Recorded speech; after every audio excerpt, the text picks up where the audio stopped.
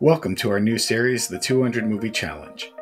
Our goal this year is to watch 200 movies that we haven't seen yet. If you want to listen to the full podcast where this clip is from, the link will be in the description. Now enjoy today's movie. I recommend it, yeah, for sure. But Soto, I did actually see one more movie. I did. And Wow. I saw three movies. Three movies. I actually watched it earlier today. And I was on Tubi. This time I definitely was on Tubi. And it was on my list. And I was just like, you know what, fuck it. I'm like, I usually don't like watching movies the same day we record. But I did, and I'm going to talk about it. I shouldn't say a lot, but I have a few movies where I brought back nostalgia for me. Because again, there's not a lot of movies I've seen in the last 10 years since I've left Blockbuster, But I saw like Clerks 3. We talked about Beetlejuice, Jay and Silent Bob reboot, films where things I love the original films and I had to see. So I kind of went that route because, Soto, I saw from 2020, Bill and Ted Face the Music. Oh my God. I saw it. I've been looking at that. Well, I enjoyed it. First of all, it does not reinvent the wheel too much. It's the same. Because, all right, so obviously Bill and Ted's Excellent Adventure. One of the classic, I say classics, but for me, classic nostalgic 80s movies. That was 80s, right? Or was it 90s? No, that had to have been 80s. Either way, late 80s, 90s, whenever the fuck that came out. I loved it. I used to watch it all the time. It's great. George Carlin is awesome. I always loved him as a stand-up comic. A lot of people love it in our age group. I even loved Bill and Ted's Bogus Journey. I know it was a little bit different, but the premise is still there. They're trying to, create the song that's going to unite the world, and, they sing it at the end. I love William Sadler as Death. Love him as an actor. So, yes, Face the Music Soto takes place 25 years later after the Bogus Journey. And they still, they thought that song that they sang at the end of Bogus Journey was the song that would, unite humanity. It wasn't. It was number one. Wasn't it like God gave rock and roll to you? Yes, something like that. It was number one on the charts the first week, and then it went down. And ever since then, Bill and Ted have been trying to create the song while living their lives. And, they still, 25 years later, have not created the song that unites humanity. So yes, it's obviously 25 years later, and I laugh because I'm going to bring up a little bit Jay and Silent Bob here, because Kevin Smith talks about reboots and remakes and how they're trying to cash in, and they bring in the younger people to give you enough nostalgia, but add the new characters. Bill and Ted both have daughters, and Ted's daughter is named Billy, and Bill's daughter is named Theodore. So yes, they named their daughters in a way after each other, which is hilarious. So yeah, quick premise. After 25 years, Ted's thinking first of all, it's still funny to see Keanu Reeves play Ted. But I was like, maybe we're just not meant to do this. Maybe we should focus on our families. He's like, I can sell my guitar for this much. And they're thinking about quitting. And then they are visited.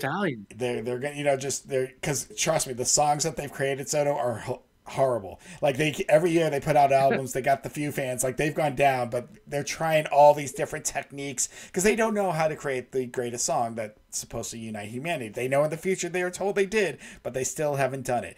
So yes, they were talking about quitting, breaking up, and then they get a visit from Rufus's daughter, and who's just like, "Come with me, Back to the Future." That's weird to say, Back to the Future, and the future people want to talk to you. I forgot what they're called. Anyhow, so they took, you have not created the song. So now instead of creating since they took too long, it's not just humanity that needs to be saved, it's reality. They're like, my God. So basically what's happening is reality is breaking apart. Like George Washington is going to like Babe Ruth's era. For some reason, they're popping up in different timelines. And so, yeah, so they steal the old red telephone booth and they're like, well, why don't we just, we don't have it in us to sing this, to make the song right now. Why don't we just go to the future and steal the song from ourselves? And they're like, is it stealing? I'm like, is it stealing if you're stealing from yourselves? So their journey is they're going every few years, they're meeting future installments of themselves, trying to find the song. So that's kind of hilarious because every time they're fucking things up or different timeline, their daughters are like, well, while they're doing that, why don't we get our dads a band and let's go back and get the greatest artists of all time? So they go back and they're trying to recruit Jimi Hendrix. They're trying to recruit Louis Armstrong, just get, they're like, our dads need a band. So yes, the story is what all three movies have been about. The same thing, the shenanigans throughout time to, what happens at the end, create the song. Is it or is it not going to save humanity? But I did enjoy it. I was laughing at parts, but it was very nostalgic, but it's things that have been done already, in these films. It's not as great as obviously Excellent Adventure, and I still think I like Bogus Journey better. I kind of want to see that movie again because it's kind of left my memory a little bit. Love Bogus Journey. I do. I just haven't seen it in such a long time. But yeah, so that's they're trying to save reality. Is basically so same. Like I said, similar premise, but yeah, I laughed at the fact that I'm like, yeah, I'm still laughing at Bill and Ted, but it's still Bill and Ted. It's still enjoyable. Like I kind of said with Jay and Silent Bob, you're going to enjoy it. You're going to laugh at it. It's not the best in the series, but you almost have to watch it since you watched the first two. You know what I mean? So is it worth it? Yeah, it's definitely worth the watch. Where I rank it, it's a time travel film. Like it's important. It is a time, and again, like any other film, it does have a beginning, middle, and we kind of joke about that. But yeah, I think it's just hilarious seeing Bill and Ted seeing different versions of themselves throughout the years. So, but yeah, they did not reinvent the wheel or reinvent their story. They just kind of told it differently. But I don't know what more I can say because I think you should see it because if you did like the first two, again, it's a good. Yeah. Maybe it's a good conclusion. You never know. Because, again, I thought Bogus Journey was the conclusion because they said this is the greatest song.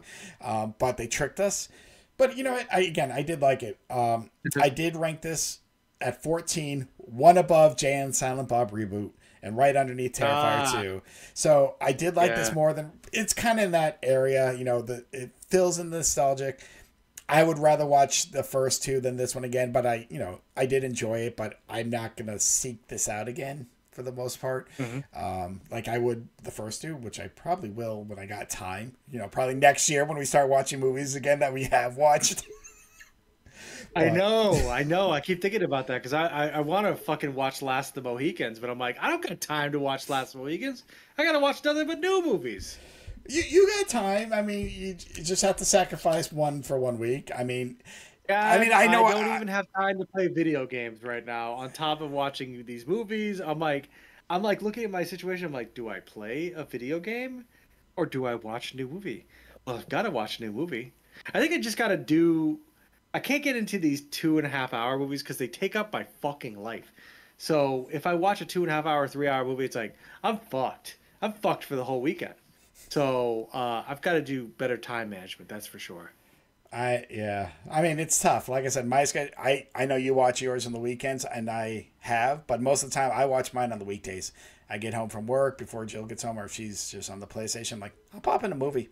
Usually I'm just scrolling YouTube or TikTok or just chilling, or I'm like, I got time. So I know my schedule kind of helps out a little bit more than yours. So, but you know what? I mean, like you got to do what's enjoyable. If you want to see Last of the Mohicans, I know this is just a fun list we're doing. We're going to hit 200 regardless. It's okay. If we only see one movie a week, that's fine. We can, even if we don't hit 200, you said the fact that we've watched more movies than we ever have. Well, at least I have. I don't know where you're at yet, but in past years. It's been a while.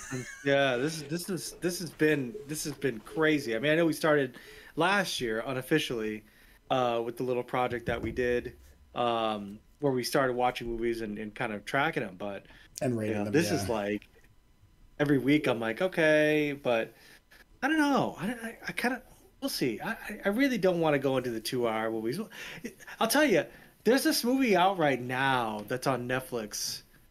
I don't know. I forget what it's called, but let me see. It has freaking what's his face in it, but it's like directed by the Russo brothers. It's like number one film, but people are saying this is one of the worst movies of the year. Oh, is it the one with Chris Pratt and Millie Bobby Brown? Yes. I've been seeing that too. I debated that. That was one. I'm like, the Electric State or something. I don't. Yeah. Yeah. No. I might watch that because it's the newest thing, but I also might regret it. which makes me want to watch it. Well, if you do watch it, let me know, because that's been one I've been eyeing as well. And if you do watch it, I will watch it the same week with you. People are like, "This is not good." Like, and then there's Zack Snyder's movies that he has on Netflix as well. Like, there's a lot of trash on Netflix. That's why I don't know. fun. We'll see. Do I hate myself? I don't know. I don't know if I'm ready to hate myself this weekend. It's like, why do I got to seek out? Like, I know that Electric State is bad because I've read a lot of bad things about it, and it looks bad. So why would I subject myself to that? I hope it's not bad and long. If it's bad and long, then I'm like, that was a waste of my fucking Oh no, time. I think it's bad. I'm gonna look this 90 minutes, up. that's tough. No, it's over 2 hours. Electric State. It's yeah. Why? 2 hours 8 minutes. Why? 2 hours 8 minutes. What does it need to say? What does it need to say? Listen, everybody. If you want to make a movie that's gonna make me interested, make it fucking 90 minutes and get in and get out, and get the fuck out. See the Happy Time Murders. That's 90 minutes. Yeah, like nothing has to be 2 fucking hours. It's not that fucking important to say. Stop with this. I have a life. Well, so I am going to give a spoiler to a movie I am going to watch next week. Or this weekend, actually, for next week. It's funny that you mentioned over 2 hours, because this one is. Me and Jill. So it comes out. It comes out on Peacock tomorrow, but me and Jill are going to watch it Saturday. I'm going to come home from work. We're going to order pizza, and we are going to watch Wicked. Cool. Yep, it's gonna happen. And cool. That's all I have to say about that. Cool. I know it's not your style of movie, but it's been on our radar, and I obviously will not officially rank it, but I have a feeling it could be a new number one. But I will wait till I see it. It could be. Just what I know of the story. What makes you think that? I don't know. I've loved a few of the songs. I know a few of the songs. I kind of know the story. Again, I could be wrong. I'm just saying.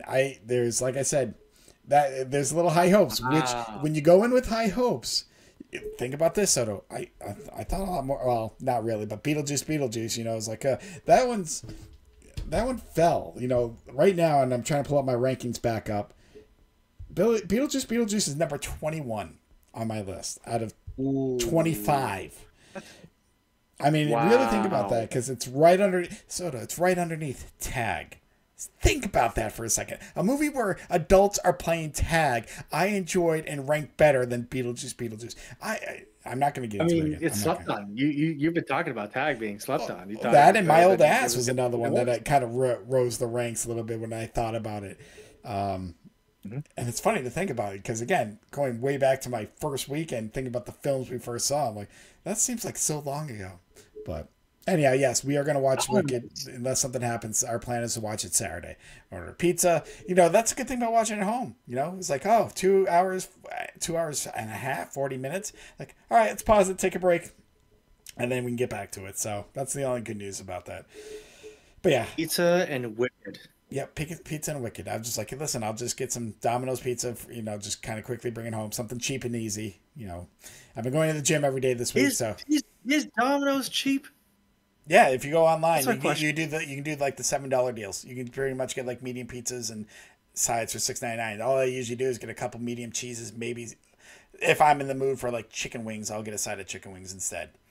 But yeah, if you go online, it's just like $7 things. But they also have, $7 pastas, $7 cheese, breadsticks, blah blah blah. So you just put in that code, and you just get everything. I mean, it's just medium, but you can get up to 2 toppings as well. So, like I said, I mean, I'm not going overboard. We usually just get cheese. Every now and then, I'm in the pineapple mood, but I'm like, I don't. I'll just bring home a couple cheese pizzas, and we're gonna watch Wicked. That's happening. So yes, next week we're going to talk about it. I do feel, like I said, I just feel it's going to be high up for me. I mean, dude, Emilia Perez is my number one movie right now. And like I said, yeah. And so it's mine is Godzilla -0. My God, let's look at you. Godzilla -1. Lawrence of Arabia. I know what you meant. Eraserhead, When We Were Kings, and now Inherent Vice. That is your top 5. My top 5. Yeah. That's 25. Emilia Perez, Air, Jim Henson, Idea Man, Bohemian Rhapsody, and Clerks 3. Like, Clerks 3 was the first movie I watched, Soto, and it's at number 5 still. It was a perfect end to that. Jesus. I'm going to love at the end of the year when we look at list of like 100, and we're just like, oh. But anyhow, Anything else you want to add before we go? You know, watch some.